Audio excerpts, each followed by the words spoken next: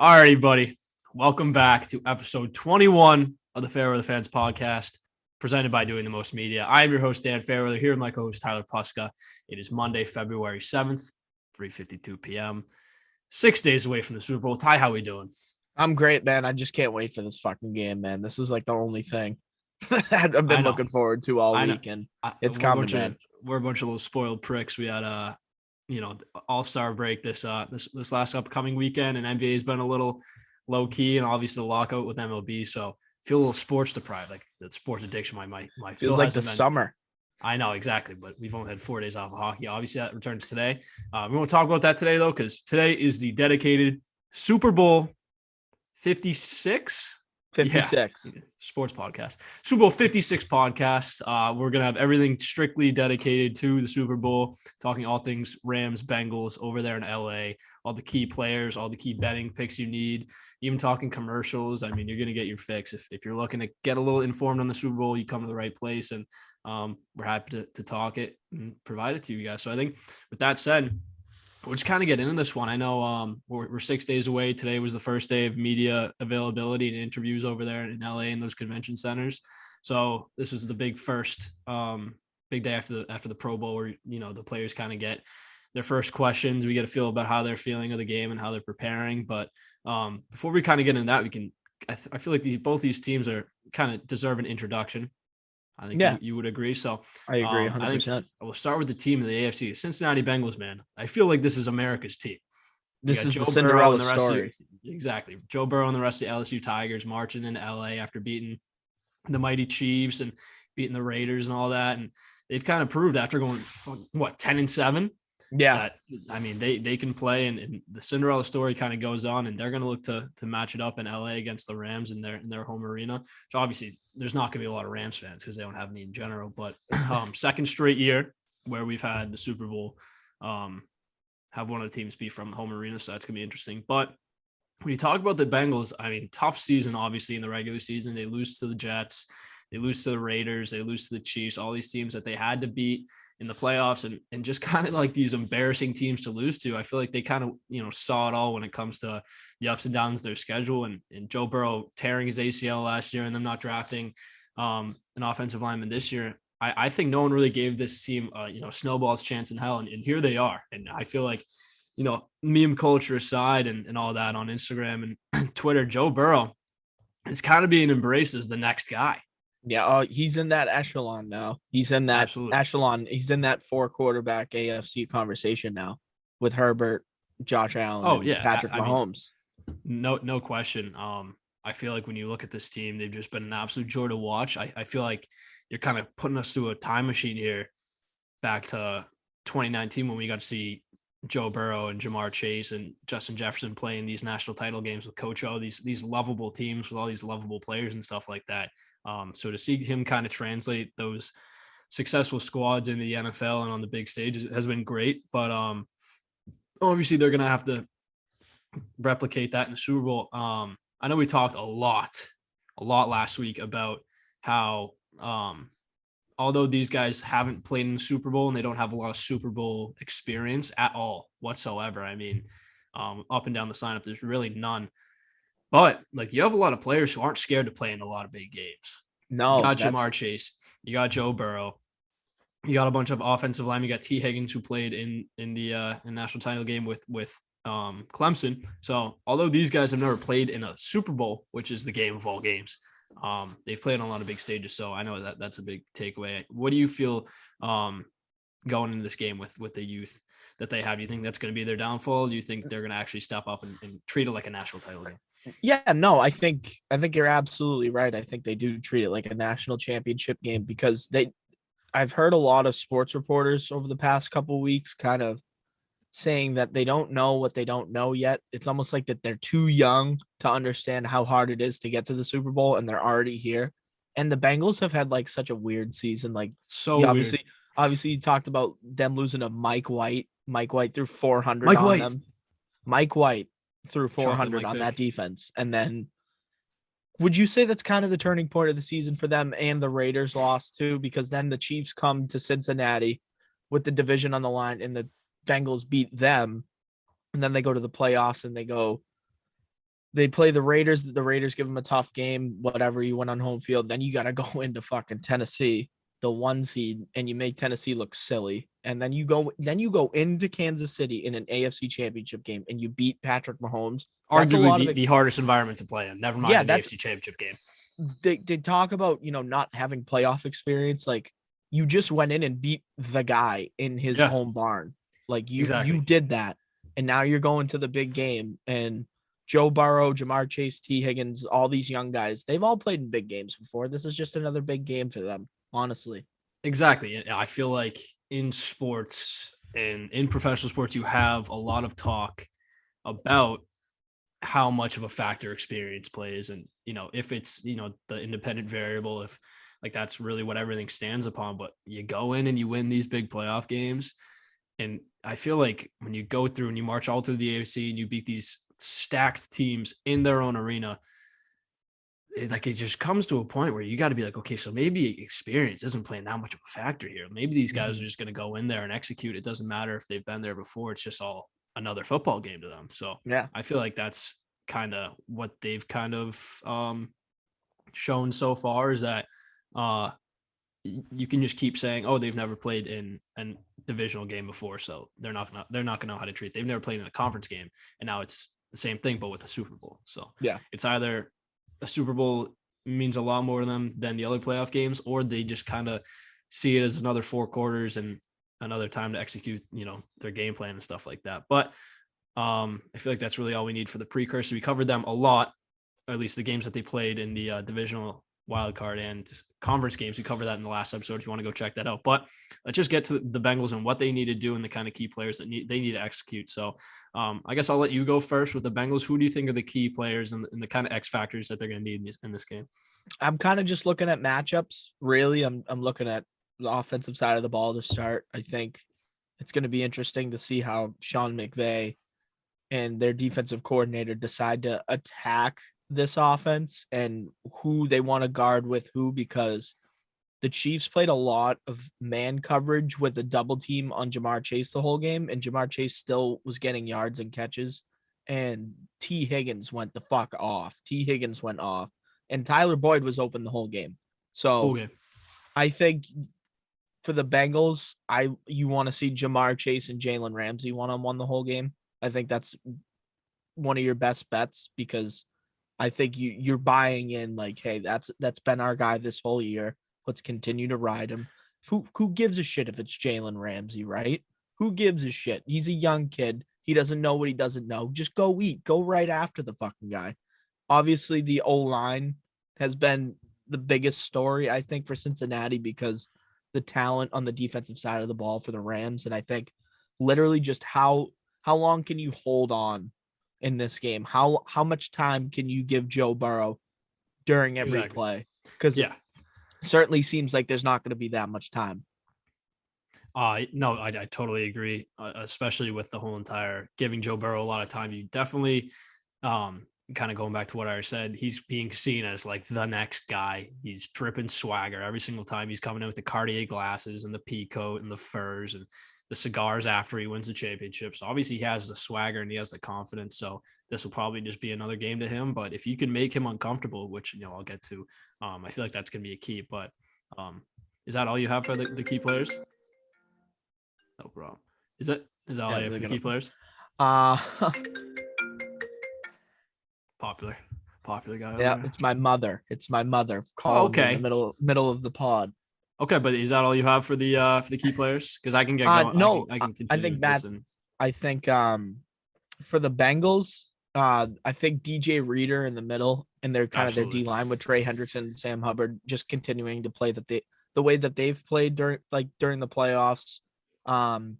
Their defense has really stepped it up in the second halves of games, and I think it's important for not only for the defensive guys to realize it, but for also the coaching staff to realize, okay, listen, we don't want to have to scramble in the second half. Like, we want to play a good 4 quarters. And I feel like if the Bengals do play a good 4 quarters and are not chasing in the second half, I think they're going to win this football game. No, I entirely agree.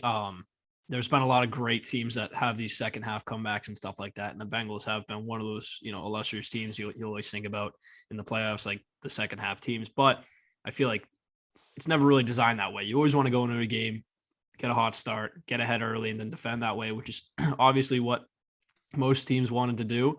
Obviously, Brady is a key player that always preaches that. In his interview with Jim Gray after he lost to the Rams and announced his retirement, he was like, there was never the plan to go down 27-3. It's never the plan. You always want to get out ahead and defend the lead, but it's all about just adjusting. And I feel like when you have a Bengals team that doesn't really have that much talent, obviously on the defensive side, but they have some players on the offense, which everyone knows about. But when you have a defense that's this lacking talent, you don't always have the chance to kind of go ahead that early. You don't have the defense that kind of makes the big stops in the first couple of drives. They kind of have to adjust. And it doesn't really matter if you're winning games. It doesn't matter if you're winning them in the second half or the first half, as long as you're winning them. But yeah, this is a defense that just kind of adjusts well. So I feel like even if, they start to get blown out, I feel like they're going to get back into it. I know you mentioned earlier that you think if the Rams do win, it's going to be a blowout, but this is a Bengals defense that adjusts. They read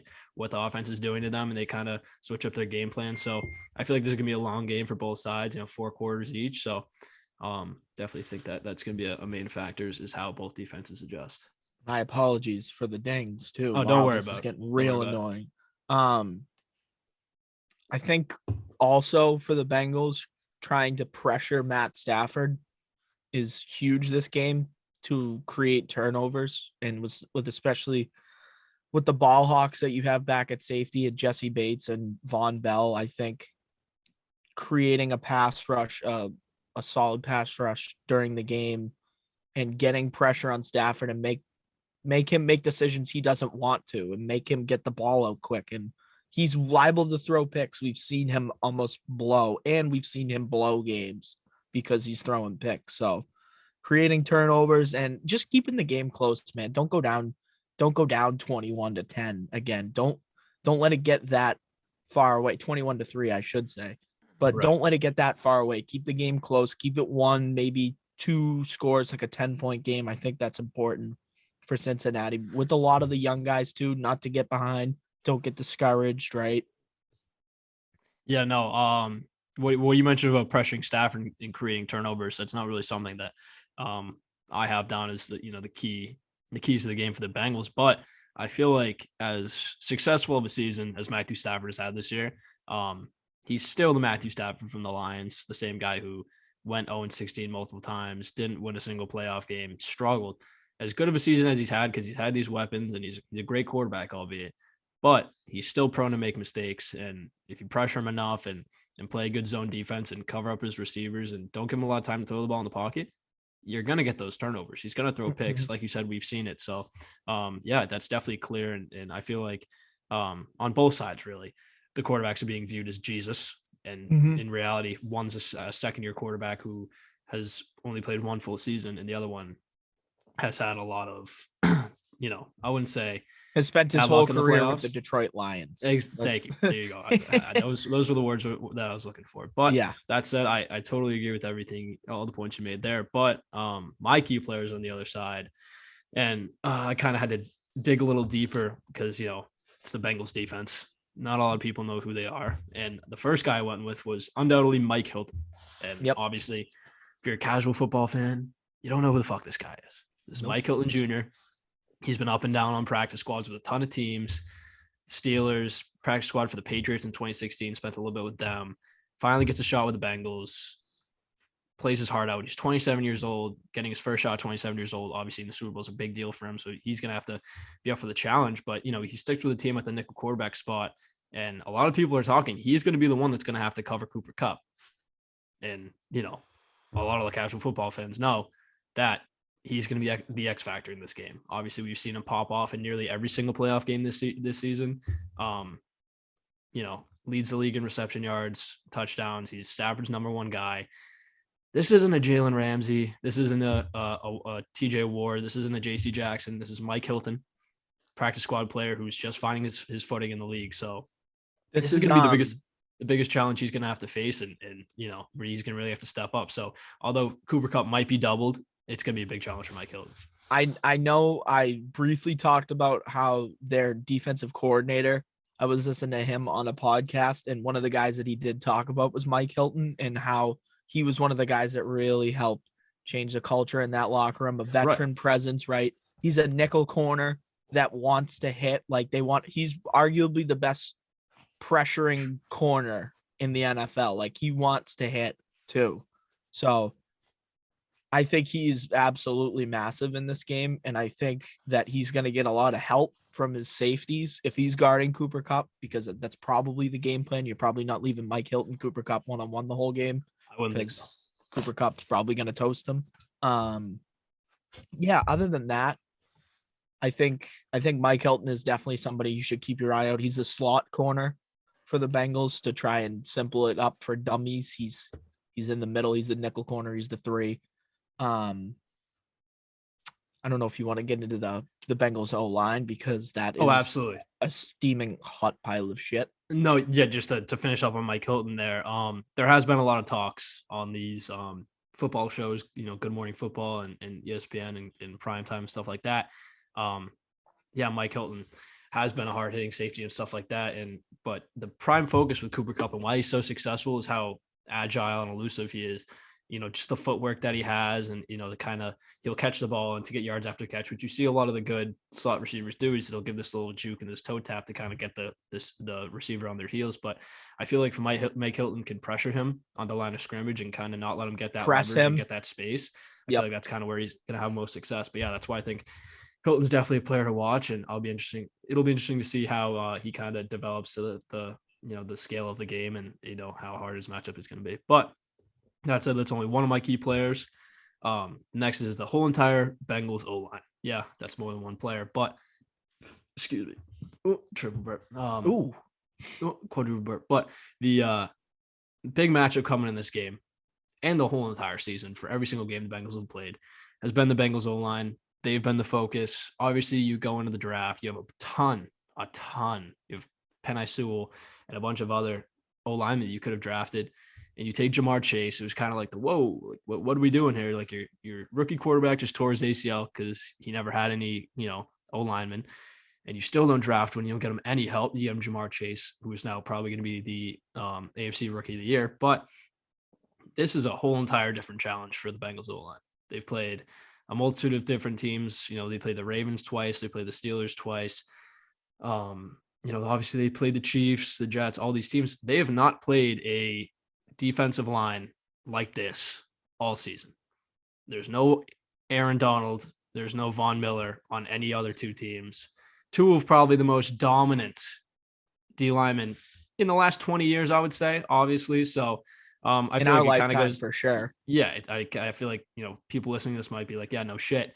It's going to be, they're the key players because they're going to get toasted. But if you look at it, this is, these are two guys that Aaron Donald, which I'll talk about, that isn't that successful in Super Bowls, and Von Miller is very successful. So I feel like if you game plan enough with these two guys and kind of shape your scheme around, protecting your quarterback, it's going to be a tall task, but I think it can be done. But I would love to see how, they execute it and how they draw it up. But it's going to be huge for this Bengals O-line. If the Rams win this game, Von Miller wins the MVP.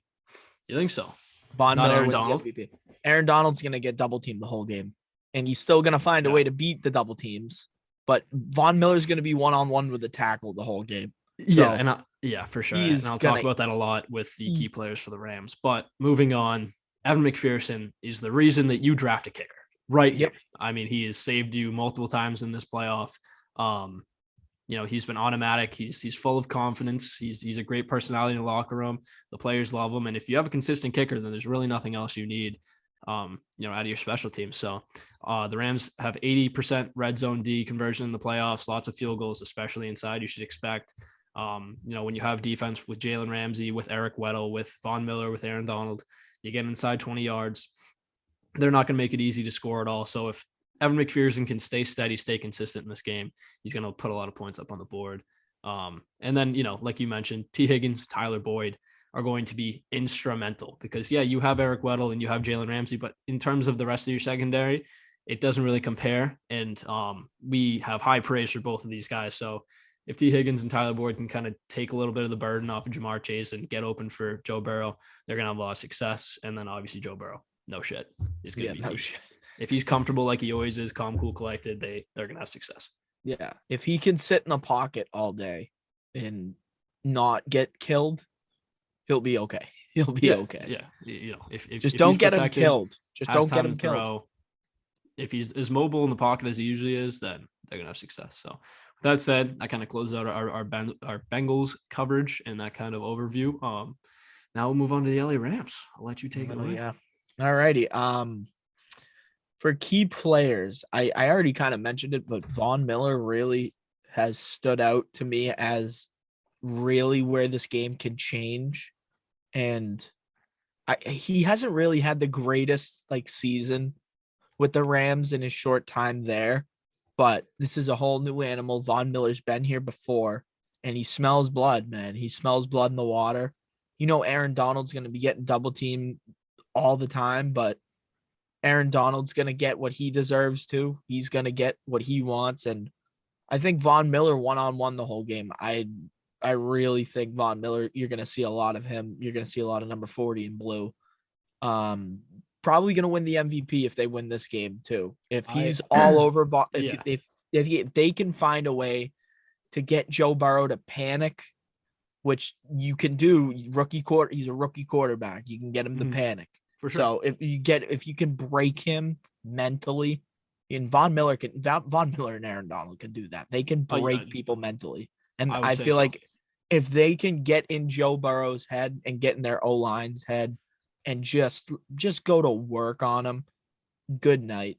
Good night. I don't think it's even close, which we'll get to the betting side of it, but the under could definitely be something that many people are interested in, no doubt. But in terms of the Von Miller talk, you said he could win MVP because Aaron Donald's going to be double the whole entire time.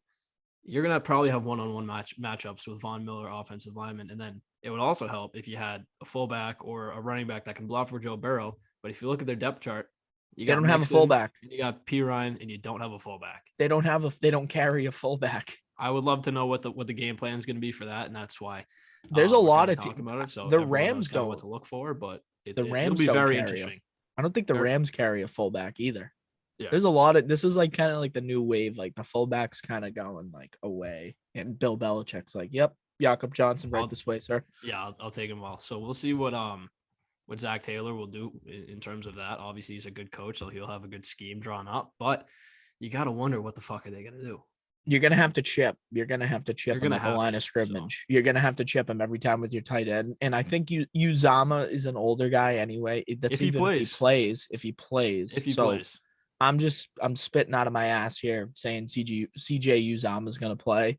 You got to chip with him. You got to think he's going to play. If it's not incredibly serious, it's the Super Bowl. Yeah. He's going to want to play. Chipping Von Miller with Uzama, or I don't even know. They could line up Aaron Donald outside for all we know. So there's a lot of different chess pieces that have still yet to get put into place. And I guess I'm excited for it, man. I guess I'm just excited. You took the words right out of my mouth. Just kind of looking back at the last couple of Super Bowls, there's been a lot of interesting schemes and dynamics and matchups that coaches are going to have to adjust to. There's so many moving parts in this one. It's just, there's two great coaches. It's very interesting to see how they're going to do it and how they're going to draw it up and what they think is best. So definitely keep an eye out for that. But which coach is under the most pressure, you think, in this Super Bowl? Sean McVay. Sean McVay. I agree. 1,000,000,000%. Yes. You went all out. You got Von Miller. You got Odell Beckham Jr. You got Matthew Stafford. But you got Sony Michel. You went all out this offseason to win a Super Bowl. So I think that's a no-brainer. Last time that they went to the Super Bowl, they got fucking embarrassed, and Sean McVay got flat out coached by the GOAT. Scored 3 points. He got out coached. So what are you going to do now, Sean McVay? Are you going to get out coached again? Is that really how you're going to be known as an NFL head coach? Are you going to get out coached with a 10-17? Yeah. Are you going to get 10-17? So yeah. I think no brainer. He has 10 times the amount of pressure in his home arena with a stacked squad, got all these acquisitions. yeah, I think the reception if he loses is going to be much worse than if Zach Taylor does. It's not even close. So Yeah. Is anything else with the key players? Not really. No. No. I feel like the Rams, it's more of like team oriented. I feel like the Rams need to play good as a team, both sides Right. of the football I mean, and that's what they're special good teams, and not shoot themselves in the foot. Right. The Rams know that they're the better team. So just play like the better team. Don't make any mistakes. Don't play down to your opponent's level. First of all, that if they do that, they're fucked. And just play good football. That's all they need to do. They just Right. need to play Rams football. They need to play limit the football mistakes, they've been basically. playing all year. Yeah. So, with that said, I appreciate that insight. I agree with a lot of points you made, but I'm going to reiterate a lot of points I already made, but my key players, and I think this is, instrumental to their success. And I already mentioned it, but it's Von Miller and Aaron Donald. They both have varying levels of Super Bowl success. Von Miller, obviously the MVP of Super Bowl 50 against the Panthers, was absolutely key in that game against Cam Newton, just absolutely dominated him. And Cam Newton was never the same afterwards. And then you have Aaron Donald, on the other hand, who was shut down by Joe Tooney and Shaq Mason in Super Bowl 53 against the Patriots. I don't think he had a single sack. He might have had one quarterback hit, but as a guy who's going in as the MVP of the league, he just got absolutely silenced by two lower skilled linemen. So he's definitely going to have to step up. But if you're them two, you have to get to Joe Burrow. It's like not an option here. I mean, you have to make him uncomfortable early. This can't just be any run of the mill championship game for Joe Burrow. He's used to those kind of games. It has to be higher focus on making sure that Joe Burrow doesn't have time and space, to make the plays that he's used to making and kind of get his swagger going early. So, the Bengals, if you look at them as a team and the success they've had and how much support they have for Burrow, they rally around him. So if you get to him and kind of make him struggle early, team around might go down. And, that's just my humble opinion, but I feel like they rally around Joe Burrow for sure. Overall, I would say with Miller and Donald, just put pressure on Burrow and kind of have to cool down the hype because he's going to be the guy going in this game. No doubt. Mm-hmm. Yep. So, with that said, you also have to, toll in or factor in the Bengals O-line, which I already talked about. They're obviously going to come prepared. It's a Super Bowl. They've probably worked all week on making sure that these two guys are, kept at bay. So, it's the number one mismatch in the game. It's what everyone's talking about. So there's no doubt that's a big focal point for them. And then Cooper Kupp, once again, a no shit point, but he's going to be the X factor in this game. He's going to have to line up against Mike Hilton and definitely be double teamed by one of the safeties. So with that said, OBJ is going up against Eli Apple, presumably, and barring any unfortunate events. So yes, burnt toast, exactly. So obviously we've seen Eli Apple, a very confident player, loves to shit talk, loves to get the city of New Orleans. Loves to get on Twitter, kind of get under guys' skin. So he's very chippy, but then again, he plays very flimsy, not always confident at the most points and makes a lot of mistakes. So I think there's gonna be a lot of room for OBJ to show his talent, and it's a huge mismatch. Yeah. And obviously, Eli Apple, about Cooper Kupp, but Odell Beckham Jr. I feel is going to be the guy in this game in terms of receivers because Cooper Kupp's going to be the. I agree 100%. We'll get into that more when we get into the betting a little bit. Sure. But I definitely think OBJ is going to outweigh Cooper Kupp's production in this game. And dude, like if you look at it, this is kind of been OBJ's year in terms of publicity and making the news. And he got traded from Cleveland, or not traded, he got cut and signed by the Rams. So. He comes here. He's incredibly successful, with all that said. So he's came in. He's been very successful, kind of fit into the scheme very well. Sean McVay's used him very well. Matthew Stafford, great chemistry with him. And he's kind of being overshadowed in this game by Cooper Kupp. So I think he's going to come out in the home stadium on the big stage. Obviously, he's a big name. So he's going to live for this shit. And I feel like he's going to have a huge game. Or he could not. He could have a huge game or he could do nothing. It would be very OBJ for him to do nothing. But I think this is going to be a statement game for him and his whole entire legacy. So yeah, I agree. I agree with you 1,000%. I think this is OBJ's game, and it's served on a plate for him. All he has to do is go out and execute. That's all he needs to do. He's had a lot harder matchups than Eli Apple. Yeah, I think most people will agree with that. So that said, that kind of covers both of our evaluations of both of these teams and who needs to perform for each team to win and how each matchup is going to, turn out. But that's just our 2 cents. Obviously, you might have different opinions. With that said, I feel like we kind of covered everything so far. So, I feel like most of our minds have been made up. I know your mind's been made up, but what's your score prediction for this one? I got 31-27 Cincinnati Bengals, baby. There you go. I have, and it's going to be much closer. It's hard for me to believe that Joe Burrow and all these guys are just going to lay down and die. It's going to be a blowout. We haven't really seen any quitting them at all this year, especially in the postseason. A lot of swagger, a lot of confidence. So I think they'll give the Rams a run for their money. I'm seeing another second half comeback by the Bengals, but I think this one eventually ends up 34-31 Rams, game-winning field goal by Matt Gay, and the Rams are Super Bowl champions. So I think it could shape up anyway. I feel like this Super Bowl is really a wild card because these teams, have varying performances, 10-17, and the Rams are obviously they went very cold in the second half of the season. So we're just going to have to see. It's going to be an incredible game. Hopefully I'm very excited to watch, and I hope everyone else is too. So that's it. That wraps up our evaluation, our prediction. And now we'll kind of go into, you have the game, you have the dynamics of the players, you have the matchups, and then there's us at home. Betting. We have sports betting. Overall, 23.2 million Americans will place a bet on Super Bowl Sunday, representing about $6 billion US dollars wagered every single year, which is just insane. With that said, from everyone here at the Fairweather Fans Podcast and doing the most media, please bet responsibly. But let's get into it. I'm excited. I know we kind of try to talk a little sports betting. We're both huge sports bettors ourselves, but we don't really get the chance. But Super Bowl Sunday is a different beast. This is my first Super Bowl Sunday betting. This is really? My very first one. So I've never lost money on Super Bowl Sunday. I made a ridiculous amount of money. And precursor, waiting all podcast to drop this one. Put a Super Bowl future on the LA Rams back in November. So this is a big one for me. What did you get the odds at? It's 30 to win 280. Yeah. So you could say this is a big one for me. Wow. The overall game lines, Vegas says the Rams at -4.5, -110. Just as a precursor, I know a lot of people are rookies with sports betting, but Rams -4.5 means if they win by 5, the bet hits. Bengals are +4.5, so if they lose by 4, it hits. If they lose by 5, it doesn't hit. The Rams are -200 money line, and Bengals are +170, which, like I said, that's great for me. I'm very confident, but then again, still Joe Burrow, so anything can happen. The over-under is set at 48.5, and the Bengals have covered in 7 straight games, which is huge. Just a quick to get it out there, these lines are liable to change. They've already changed. The lines came out last week, and the Rams were -4.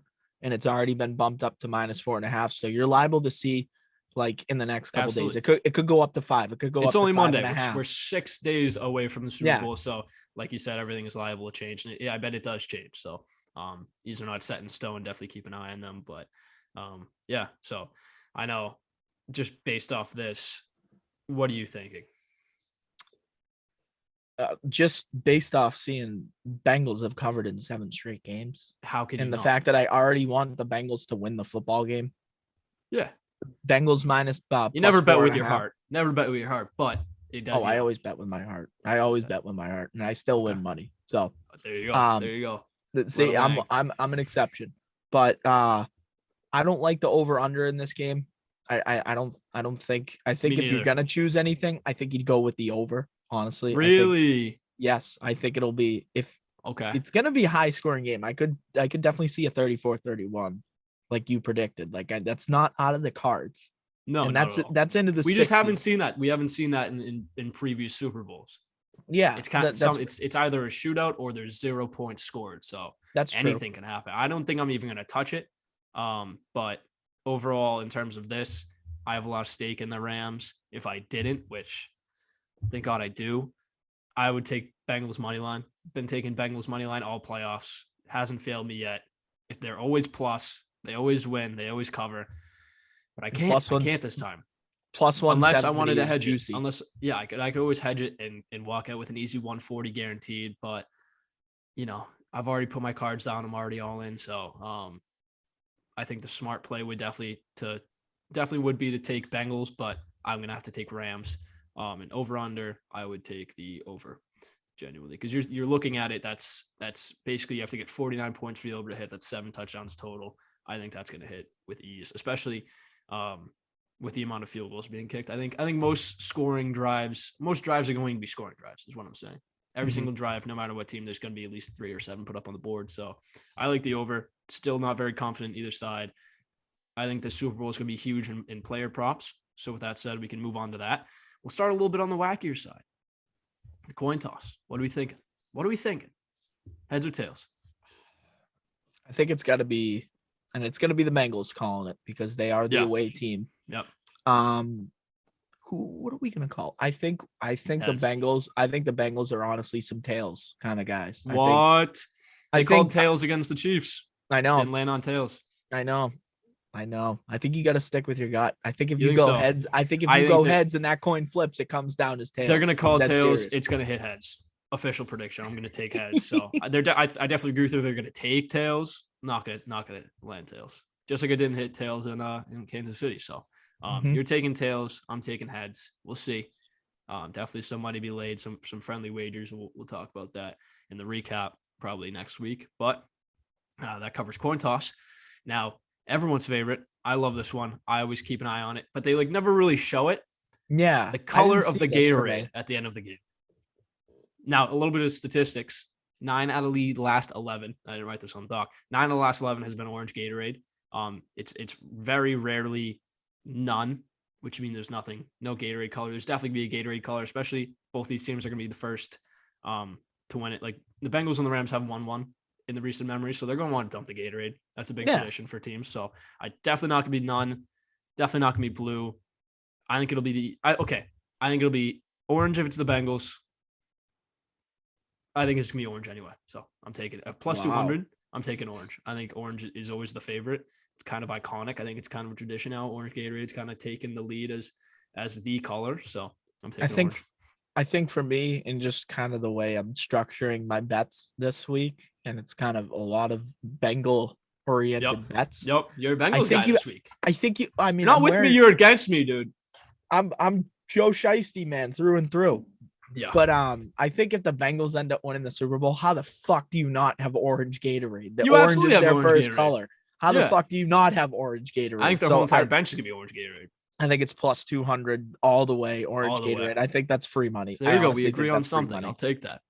Now, I dug my hand into a weird rabbit hole while finding these player props. I like this one a lot. I hope you do too. Is Cooper Kupp going to have more receptions than the United States has gold medals at the Beijing Olympics? Currently, Cooper Kupp total receptions is minus 175 and more gold medals is plus 145. I don't know shit about the Winter Olympics this year. I don't think you do either. Besides Not really. the hockey teams, women's hockey. All I know is that Cooper Kupp is going to be the focal point of the Bengals defense and their scheme. I think plus 145 is too tasty not to take. More gold medals. I will propose you this. Please. Cooper Kupp for 9+ catches is plus 114. And last person to do that, to have almost 10, I think, was Edelman. Edelman. And I mean, you look at the similarities of those guys. I mean, just the way they play and the style of receiver that they are. Yeah. I wouldn't put it past if it's a game where Stafford. So you're taking minus 175? Dumping it to Kupp. Yeah, I'm taking minus 175. Okay. So you think Cooper Kupp is going to get more receptions and the U.S. is going to get gold medals? Okay. Yeah, I think I don't know. I don't know anything about the Olympics. This next one, Ty, this next one. This is my expertise. In the 3 years I've bet the Super Bowl, have never lost this. Will the opening kickoff by either Matt Gay or McPherson be a touchback? Now, keep in mind, one of your favorite podcasters, Pat McAfee, weighed in on this topic. He's kicked off in a Super Bowl before. He knows the dynamics, what it takes. And he said there is no chance in hell that this goes for a touchback because they're using brand new footballs. Yes, brand new footballs I remember the story. Are hard to kick. So another little stat, 26 of the last 28 have not gone for touchbacks. I think it's better theater generally for the team that receives the Super Bowl kickoff to run it back. So yeah, I feel like that's just like when you picture the Super Bowl. Yeah, keep going. You continue. I feel like when you just picture the Super Bowl, I feel like I just have you this and your image. buddies, you and your buddies are 6 beers in. You have so much buffalo chicken dip in your stomach. You're excited for the game to start, and then they start running it back. You're like, oh shit, here we go. Yeah, Yeah, I get exactly what you're saying. like right. You just explained how my Sunday is probably gonna go. So everyone's very excited for it to start, and running it back is just like I don't even know. I just have this image of Devin Hester. I have this image of Devin Hester. Why do I have the image of Devin Hester? I have the Devin Hester image just in my head, just taking that fucking thing back for a tutty. Yeah. Like, I mean, who's the return man for both sides? Is it Jamar Chase? Trent Taylor, I think, is number 11. He's a white guy. He used to play for the 49ers. He's their punt returner. I know that for a fact. I don't know about kick returner. That could be different, but they could throw fucking anybody back there, honestly. Yeah. But if in the grand scheme of things, I think it's going to be returned. I'm going plus 125. Return, it's plus 125. Out of all the stats I just named, you're like anyone's probably sitting here. It's like, okay, so return is like minus 350. Yeah, right. Touchback is the favorite here. I mean, free money, but who knows? Two might want to put that in while you can. Before the last 28 goes out. Yeah, 2 of the last 28 have gone for touchback. So maybe it turns 3 of 29 on Sunday, but we'll have to see. Just food for thought, just trying to help people out with their wallet, trying to give some financial advice, trying to make our viewers money. But with that said, we'll move into the actual player props. What things people are actually gonna be paying attention to, not the fucking color of the Gatorade. But with that said, we'll move on to player props for Bengals. I know you have a couple highlighted here. I'll let you start. Yeah, so obviously I wrote a bunch of them down. Jamar Chase, anytime touchdowns plus 110. I feel like, goal line fade to Jamar Chase. I feel like that's a no-brainer. Yeah.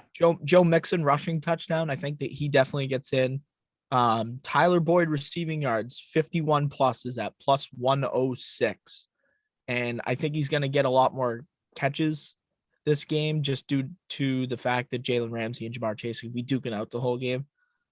T. Higgins, they kind of after his last game, they kind of juiced his numbers a little bit, so it makes it harder to bet on T. Higgins because it's almost like he's getting valued as a number 1 wide receiver. So I think Tyler Boyd for receiving yards at 51 plus at plus 106 and 4 plus catches is minus 169. So I feel like those are a couple no-brainers for me. I don't know about you. I know we'll definitely talk about it outside the podcast. I'm interested to see what your final thoughts are on Sunday morning. But I genuinely think that Jamar Chase plus 110 is a no-brainer, like you mentioned. He's definitely going to be open. Jalen Ramsey is very keen to letting up at least 1 touchdown a game. He doesn't really shut guys down. He likes to limit them, but they usually end up getting a touchdown, like you saw in matchups with Mike Evans and Deebo Samuel. Like, it happens. So it'll probably happen here. Plus, Chase is a big game player, especially like we saw in the national championship. I love T. Higgins plus 200 on a touchdown. Like I said, it's going to be high scoring. And I think T. Higgins is going to get a mismatch with Eric Weddle or something. And he was electric against the Chiefs, like we talked about. Love how he's been playing. Definitely could see that. Plus, at plus 200, that's great value, great bang for your buck. And then Burrow passing yards plus 287 is minus 102. I feel like the running game, I like Joe Mixon a lot. I know a lot of people like Joe Mixon. He's on my fantasy team. Big fan of Joe Mixon. But I think with the interior and outside defense that the Rams have, it's going to be hard for them to get it going. So I think Burrow is going to have to pass a lot this game, especially with the O-line that he has. So I'm taking that. And then that's really all I have for the Bengals. I did put at the bottom here, Evan McPherson over 1.5 field goals is plus 110. And I really straight like up that no-brainer. Too. My professor told me that. Too. My professor told me that today in my 1 o'clock class. He's like, I'm not here to give you betting advice, but if you don't take that, you're an idiot. So I will be taking that. I think that's a no-brainer. Evan McPherson is an electric kicker. Like I said, 80% stoppage percentage for the Rams defense in the red zone. So a lot of field goals for the Bengals. So I'm taking that for sure. And then the player plops for the Lambs. For the Lambs. All righty. Right away, I see that you have Cam Akers for a touchdown at plus 110. I got Sony Michel, Mr. Super Bowl himself. I got Sony Michel, Mr. Super Bowl himself, getting a goal line carry for 3 yards, and he's going to get into the on the other side this time. Plus 350. Yeah, I know, helping them out a little bit. I know you have this too. Odell for a touchdown is plus 110. I think that's an absolute no-brainer. And I think OBJ at 76 plus receiving yards at plus 108 is Really? also a really good bang for your buck kind of. I could agree there, and I could see your reasoning for that. I think OBJ is gonna have a low receiving yards game, but I think it's gonna be one of those things where he's gonna be a red zone target for the Rams. He's gonna get open the end zone, but I don't think he's breaking open for any big plays. But I could definitely see that. Is that all you have for that? And I was looking I this one's very tough because Van Jefferson doesn't really get on the field as much, but Matt Stafford likes to throw to him. So Yeah. 3 catches at plus 120, that's kind of like that. I'm not very confident in that pick myself, but that's something to definitely to watch out for throughout this week in this build up of this game. Cup receiving yards, right? Plus minus 114 for 108 plus. I mean, you kind of take that what it is. Like Cup's probably gonna get a hundo. Like You that's think so? probably That or they shut him down, but I think Cup been- can get 100. I don't know how many catches he's gonna have. I don't think he gets 9 catches, to be honest, anymore. really. I switched. You're Yeah, taking more gold medals now. Yeah, I How much think can change in 5 minutes? I know. I've been sitting on it. I feel like a dumbass, but I don't It's think okay. No, that's I don't fine. think Cup can catch 9 passes. I think like maybe like 6 or 7 for 100 is more in his realm. Like 6 catches, 112 for and maybe a touchdown or 2. I agree with you. I mean, you kind of alluded to Julian Edelman in Super Bowl 53 when he won the MVP. But if you look at that team, the receivers they had weren't incredible. And you had a banged up Gronk who was kind of on his last legs. Obviously, he kind of had a rejuvenating season with the Buccaneers. But in that game, he was still kind of spare parts. So Brady didn't really have anyone else to throw to. I feel like that's why Edelman got all the looks he did. So I'll probably take the under in receptions by Cooper Kupp. But we'll definitely see. I mean, just like we talked about every single little talking point in here, it's gonna be interesting to see how it plays out. And for sure, so is that everything for player plops? Player props. I think we need to name this segment player plops because of this. Now I think you've coined the letter. Player plops. I think you've coined that. No, you go ahead. You tell me what you like. Okay. Like you talked about, I love Cam Akers' touchdown. Anyway, receiving, rushing, I feel like he's going to be the number one guy, especially on that left side with Whitworth. That seems to be their strong side with Cam Akers. He likes to run up the middle as well. So I think he's automatic. I think he's going to be a big player in this, especially with how much they're focusing on the receiving game. So I think definitely you can look for him. And I think he's a potential MVP candidate for this game. I think I'll look at the lines and see if I like that, but that's a solid choice. Obviously, Odell Beckham Jr. touchdown plus 110.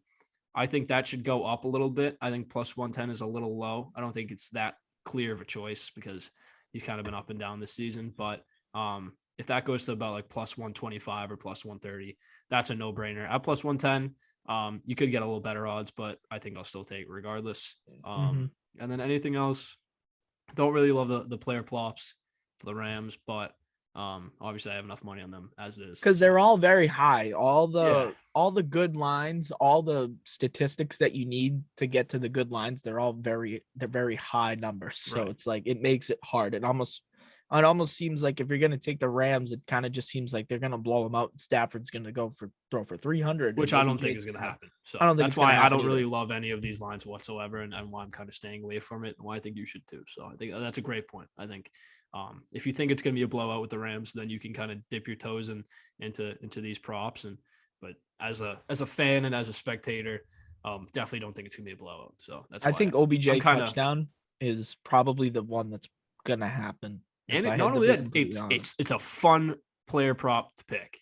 Yeah, right. Because I mean, it's like it's like Antonio Brown in the last Super Bowl. It's like Gronk in the last Super Bowl. Like there's two guys that are kind of wild cards and crazy personalities that you want to score on the big stage, and they did. Like they dominated that game, and I think it's gonna be the same thing with Odell Beckham Jr. too. So that's just my 2 cents. So I think that covers our player plops for both teams. Bet responsibly.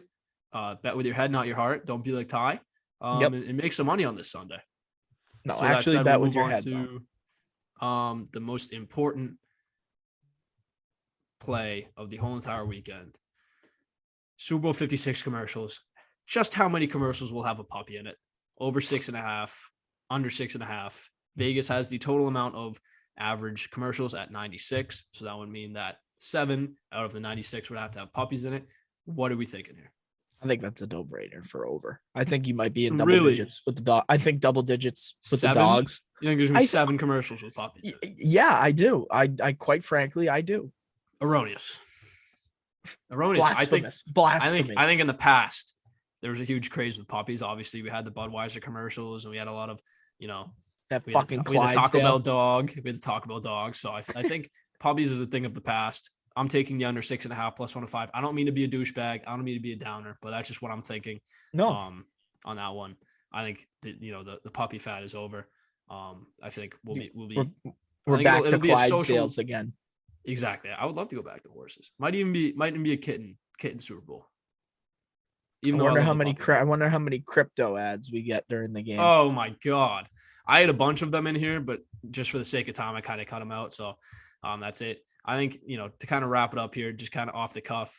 Would you like to wrap up the Super Bowl and how you think it's going to fold out? What are the big keys? I know we talked about it, but is there any final thoughts you would like to add before we Yeah, I guess just to wrap it up in a sense, I think that the Bengals really do have a better chance than people are giving them, just due to the fact that, I mean, it's a football team that's it's an underdog story, right? People love them, and they have no business being in this game, and they have no business winning this game. And I think they know that too. So they're like, why not? Let's go fucking win the Super Bowl. Joe Burrow's like, why not? What it's the same thing as a national championship game. It's the same amount of people. Entirely. I agree entirely. So, I think they're obviously the underdogs in this game. They're playing in LA. Obviously didn't work out for the Chiefs against Tampa playing the home stadium. I don't think it has that much of an effect, but overall, I think the Rams will take this one just by slight difference. Obviously 3-point game, I think final field goal, but I could definitely see the Bengals winning this if the O-line steps up, has a good plan to stop Von Miller and Aaron Donald. They protect their quarterback. And then there's just those 3 wide receivers of T. Higgins, Tyler Boyd, and Jamar Chase, I think are absolutely electric. I think they're big game players, lots of skill, lots of swagger, just like their quarterback. And then they have those running backs are good too, CJ Pirine and Joe Mixon. So I could definitely see them winning, but I just think the amount of pure skill and I think I'll narrow it down to this just to make this a little bit easier to paraphrase. The Bengals have a lot more to game plan against the Rams than the Rams do about the Bengals. I think with the Rams, you just have to stop their wide receivers and make sure you're getting enough pressure. With the Bengals, you have to stop Aaron Donald. You have to stop Von Miller. Their inside linebacker is very good, although they're young. And then their secondary for the Rams is very good too. And then you have that offense of the Rams, which just has so many weapons. You can just keep subbing guys in with fresh legs and just kind of run it down their throat. So I think that's just too much to handle for this young Bengals team. Obviously, they're going to be back here in the future, but I think this is the Rams here for sure. So with that said, wrap up final thoughts. Thank you so much for listening to this short episode. Super Bowl preview. Obviously, it was great to talk it real quick after not really getting it in last episode. So obviously, the Super Bowl is in 6 days this Sunday. Definitely tune in. Going to be a great game. Like we said, betting lines are subject to change. With that said, thank you so much for listening to episode 21 of the Fairweather Fans Podcast. And peace.